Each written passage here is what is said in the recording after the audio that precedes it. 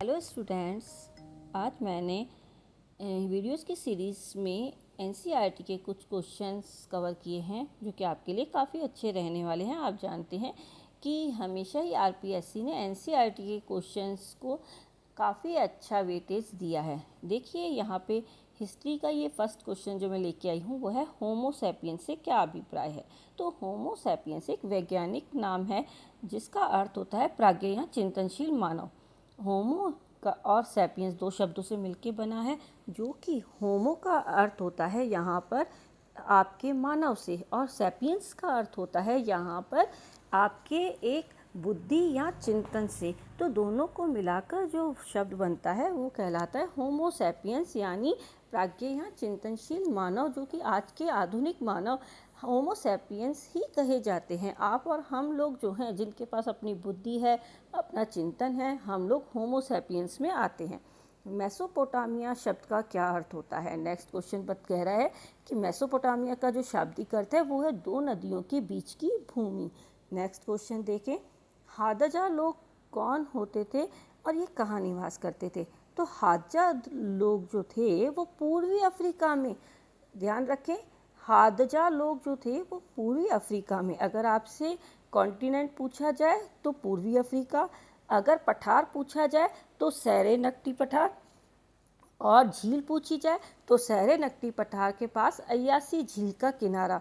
यानी यहाँ पे आपसे एक ही क्वेश्चन में कई सारे क्वेश्चंस कवर किए जा सकते हैं कि हादजा लोग कहाँ की एक शिकारी संग्राहक जनजाति है। तो ये पूर्वी अफ्रीका की है, जो कि सेरेनगटी पठार के पास अय्यासी झील के किनारे रहा करती, जो कि उत्तरी तंजानिया में रहते हैं। और ये 10,000 वर्षों से इसी प्रकार से खानाबदोश है और शिकार और संग्रहण हेतु एक जगह से दूसरी जगह आते जाते रहते हैं। ध्यान रखें, ये अपने शिकार और संग्रहण के लिए अपनी जगह को बदल देते हैं और ये उनके डिपेंड करता है कि वहाँ पर कितने समय तक का उनके पास में शिकार और संग्रहण है। उसके बाद वो वहाँ से चले जाते हैं, जगह बदल लेते हैं दूसरी जगह पर।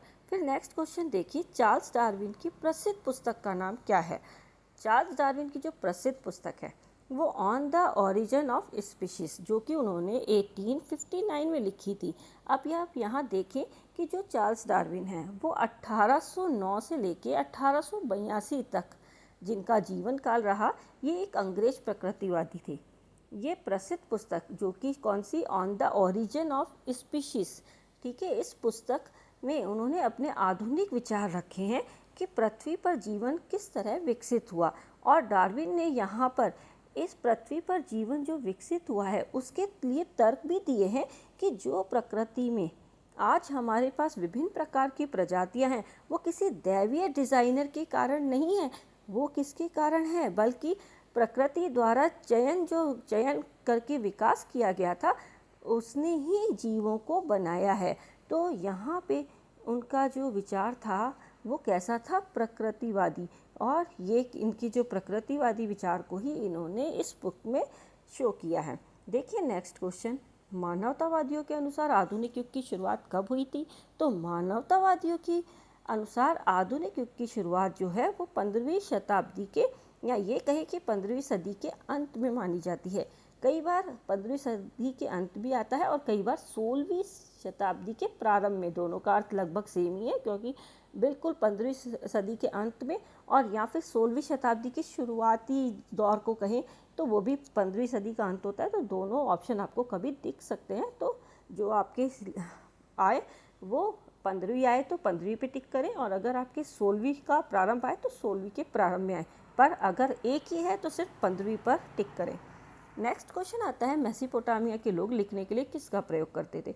तो मेसोपोटामिया के जो लोग थे वो लिखने के लिए मिट्टी की पट्टियाँ और ईख और लकड़ी के बने नुकीले उपकरण को यूज़ किया करते थे।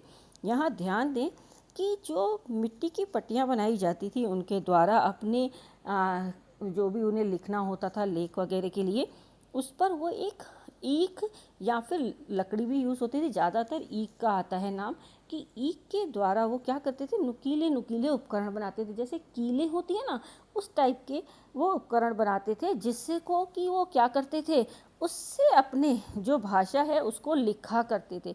ये आपके नेक्स्ट क्वेश्चन क्या कहता है, देखिए कैथेड्रल नगर के बारे में आप क्या जानते हैं। तो कैथेड्रल नगर जो है वो आपके कैथेड्रल नगर कहिए या कैथेड्रल शहर कहिए, वे शहर है जिनमें प्रमुख कैथेड्रल या चर्च स्थित होते हैं, चर्च स्थित हैं। कैथेड्रल बिशप की सीट होने के कारण अक्सर शहर के धार्मिक, सांस्कृतिक और ऐतिहासिक केंद्र होते हैं। यहाँ पे कैथेड्रल नगर का अर्थ होता है बड़े बड़े गिरजाघर वाले नगर। ये तो मैं आपको पढ़ के सुना रही हूँ ना, अब मैं आपको बताती हूँ कि एक्चुअल में है क्या। यहाँ कैथेड्रल नगर होता है जहाँ पे बड़े बड़े गिरजाघर बनाए जाते हैं। जहानी एक ऐसा शहर जहाँ पे बड़े बड़े गिरजाघर कई सारे बना दिए जाते हैं। बड़े बड़े गिरजाघर बनाने वाले नगर, जो बने हुए नगर होते हैं, वही कैथेड्रल कहलाते हैं। फ्रांस ने बड़े बड़े गिरजाघर निर्मित किए जिन्हें कैथेड्रल कहा गया। ठीक है, यहाँ पे बाद में इन्होंने गिरजाघरों के चारों ओर नगर विकसित हो गए, यानी बड़े बड़े जहाँ गिरजाघर बने हुए थे, चर्च बने हुए थे, उन नगरों को क्या कहा गया, कैथेड्रल नगर कहा गया। और अभी आपने पढ़ा कि यहाँ पर चूँकि कैथेड्रल बिशप की सीट होने के कारण ये अक्सर शहर के धार्मिक, सांस्कृतिक और ऐतिहासिक केंद्र होते थे। आप ऐसा समझ लीजिए ना कि कहीं एक ऐसा शहर जहाँ पे बड़ा सा गिरजाघर है या बड़े से बहुत सारे गिरजाघर हैं, एक भी हो सकता है, ज़्यादा भी हो सकते हैं, तो वहाँ पे उसे ही कैथेड्रल कहा जाता है। और चूँकि अब ये उनके पादरी और बिशप और इनके एक अच्छा वो केंद्र होने के कारण ये महत्वपूर्ण भी बहुत होते हैं। अब मैंने हर क्वेश्चन में कुछ ना कुछ थोड़ा इम्पोर्टेंट बताने की आपको कोशिश की है। तो देखिए यहाँ पे फ्रांस के सबसे बड़े गिरजाघर को अमीन्स कैथेड्रल कहा गया है। यानी एक एक्स्ट्रा क्वेश्चन इसमें कवर होता है कि फ्रांस के सबसे बड़े गिरजाघर को अमीन्स कैथेड्रल कहा गया है।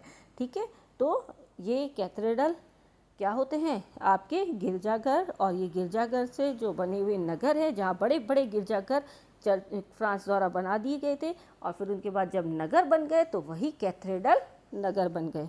नेक्स्ट क्वेश्चन देखिए, ड्रेसल 20 क्या है।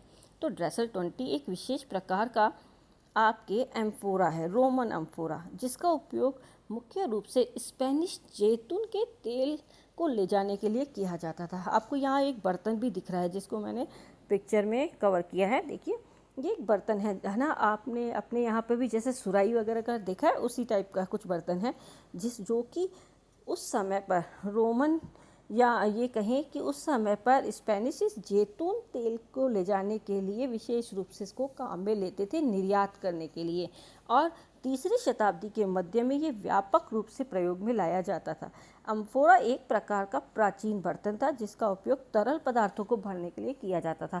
तो इसमें केवल जैतून का तेल ही नहीं, और भी बहुत सारे अलग से जो आपके तरल पदार्थ होते हैं उनको भी रखा जा सकता था। और चूँकि इसका नाम जैतून के तेल के साथ, निर्यात के साथ में जुड़ा हुआ है, इसलिए इसे ड्रेसल 20 आप याद रखें, जैतून के तेल के साथ में। ठीक है, नेक्स्ट देखिए क्वेश्चन, किस रोमन सम्राट को शांति के लिए याद किया जाता है। तो जो रोमन सम्राट शांति के लिए याद किया जाता है वो है ऑगस्टस। ठीक है, ये ऑगस्टस रोमन साम्राज्य का पहला सम्राट भी माना जाता है। ये पहले सम्राट थे, ठीक है, जो कि शांति के लिए, इन्होंने कई सारे शांति के लिए कार्य किए थे, इसलिए इन्हें शांति का पैक्सो भी कहा जाता है। क्या कहा जाता है, शांति का पैक्सो। फिर नेक्स्ट क्वेश्चन देखिए, किस रोमन सम्राट को सबसे अधिक क्रूरता के लिए जाना जाता है। तो सम्राट जो कि रोमन का सबसे क्रूर था वो था आपके नीरो। आप नीरो की अगर कुछ पुरानी कहानियाँ सुनेंगे तो आपको हैरानी होगी कि कोई इतना कैसे क्रूर हो सकता है। इस पर अपने ही रोम में आग लगवाने का आरोप लगा था। साथ ही ये जो अपनी पत्नी, अपनी माँ, अपने भाइयों की हत्या करवा चुका था। साथ ही इसने अपने महल में रहने वाली जो किन्नर थे उनसे भी शादी की थी। इसके अलावा भी अगर देखा जाए तो जब इसने अपनी पत्नी की हत्या करवाई तो उस समय पर उसकी पत्नी गर्भवती थी, उसका भी उसने ध्यान नहीं रखा। और भी कई सारी घटनाएं हैं जो कि इसकी क्रूरता को बयान करती हैं। नेक्स्ट क्वेश्चन देखिए, मेसोपोटामिया का प्रसिद्ध महाकाव्य कौन सा है। तो मेसोपोटामिया का जो प्रसिद्ध महाकाव्य है वो है गिलगामेश। गिलगामेश जो कि एक उरुक का राजा था, उस राजा की कहानी इसमें बताई गई है। ये अपने इसके जो एनकिडू इसका जो मित्र था उसके साथ में इसकी जो दोस्ती थी, उस दोस्ती के साथ के कारनामे हैं। साथ ही एनकिडू की मृत्यु भी इसमें बताई गई है और उस मृत्यु के बाद जब ये अमरता की यात्रा के लिए जाता है तो उसका भी कथा का वर्णन यहाँ बताया गया है। यानी उनकी मित्रता, उनकी एनकिडू की मृत्यु और साथ ही उनकी जो अमरता की यात्रा थी वो भी इसमें बताई गई है। ये आपकी मेसोपोटामिया का एक प्राचीनतम महाकाव्य है। नेक्स्ट आता है मुस्लिम या हिजरी कैलेंडर की शुरुआत कब हुई। तो अगर मुझे आपके ये पूछा जाए कि मुस्लिम कैलेंडर तो भी और हिजरी कैलेंडर तब भी, दोनों एक ही हैं। ध्यान रखें, ये 622 ईस्वी पूर्व लिखा गया था, या ये कहें कि इसकी शुरुआत 622 ईस्वी पूर्व से मानी जाती है, जब जो आपके यहाँ मोहम्मद पैगंबर थे वो अपने अनुयायियों के साथ मक्का से मदीना की तरफ गए थे। तो उस दिन से एक मुस्लिम जो वर्ष की शुरुआत मानी जाती है, यानी मुस्लिम समुदाय की एक स्थापना का वर्ष माना जाता है। उस दिन से ही ये कैलेंडर शुरू किया गया है। फिर आता है कीलाकार क्यूनिफॉर्म लिपि का विकास कब माना जाता है। तो ये जो कीलाकार या क्यूनिफॉर्म लिपि है ये इसका विकास माना जाता है 2600 ईस्वी पूर्व। तो ये ध्यान रखें, अभी आपको कुछ देर पहले ही मैंने आपको बताया था कि मेसोपोटामिया में एक जो कि आपकी मिट्टी की पट्टियों पर नुकीले आकार से बने उपकरणों का प्रयोग किया जाता था। तो यहाँ पे जो लिपि होती थी वो क्या कहलाती थी, कीलाकार या क्यूनिफॉर्म लिपि। उस पट्टियों से, उन पट्टियों पर इन जो नुकीले उपकरणों से जो लिपि लिखी जाती थी वो कीलाकार या क्यूनिफॉर्म लिपि कही जाती है।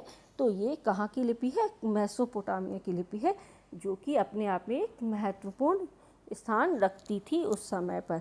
अब उम्मीद करती हूँ कि आज के जो क्वेश्चन हैं ये आपको समझ में आ रहे होंगे। नेक्स्ट क्वेश्चन देखते हैं। अब आता है कि इंग्लैंड में 1788 से लेकर 1796 तक की अवधि को किस नाम से जाना जाता है। तो जो इंग्लैंड का 1788 से 1796 तक की अवधि है उसे माना जाता है रेडिकल दशक। ये रेडिकल दशक जो कि आपके एक बड़ा टॉपिक कवर होता है, इसे मैं नेक्स्ट वीडियो में कवर करने की कोशिश करूँगी। अभी आप सिर्फ इतना याद रखें कि 1788 से 1796 तक की अवधि का जो दशक है वो रेडिकल दशक माना जाता है। फिर एक आता है क्वेश्चन, अल्टामीरा की गुफाएं कहाँ हैं। ध्यान रखें, अल्टामीरा, ठीक है, ये एलोवेरा या अजंता की गुफाएं नहीं हैं, ये अल्टामीरा की गुफाएं हैं जो कि आपके उत्तरी स्पेन के कैंटाबिया प्रांत में स्थित है। अगर सिर्फ इतना सा पूछा जाए कि अल्टामीरा की गुफा कहाँ है तो आप ये कह सकते हैं कि उत्तरी स्पेन में है, ठीक है। जो कि अब अगर आगे क्वेश्चन कर लिया जाए कि जो सेंटेलाना डेल मार के पास स्थित है और यह अपनी शानदार प्रागैतिहासिक चित्रकारी और नक्काशी के लिए जानी जाती है। आप कभी इसे सर्च करके देखिएगा, आपको दिखेंगे वहाँ पे कि ये जो है इसमें पुरुष के हाथों और जंगली जानवरों के चित्र बनाए गए हैं। ये अपने आप में इतनी शानदार इतिहास रखती है, या ये कहें कि इसकी चित्रकारी और नक्काशी इतनी शानदार है कि इसे यूनेस्को ने 1985 में विश्व धरोहरों में घोषित कर दिया गया है। इसे यूनेस्को ने 1985 में विश्व धरोहर स्थलों में घोषित कर दिया गया है। यानी आप ये जानें कि ये कितनी इम्पॉर्टेंट है। और यहाँ पे मैंने आपसे कहा था कि कुछ अदर इन्फॉर्मेशन मैं क्वेश्चन में रखने की कोशिश करती हूँ, बहुत ज़्यादा नहीं, आप अपने क्वेश्चन से ना भटके। लेकिन इसे यूनेस्को ने, किसे, अल्टामीरा की गुफाओं को यूनेस्को ने 1985 में, कब, 1985 में विश्व धरोहर स्थल में शामिल कर लिया है। इसी के साथ आपके जो ये क्वेश्चन हैं 15 क्वेश्चन, ठीक है, इसे मैं यहाँ ख़त्म करती हूँ और कोशिश करूँगी कि अगले जो टॉपिक हैं, जैसे कि मैंने रेडिकल दशक की बात करी, जो बड़ा टॉपिक है उसको मैं नेक्स्ट वीडियो में कवर कर पाऊँ और आपके जो हिस्ट्री का पोर्शन है वो अच्छे से आगे आपको क्लियर कराती चली जाऊँ। Okay, thank you students.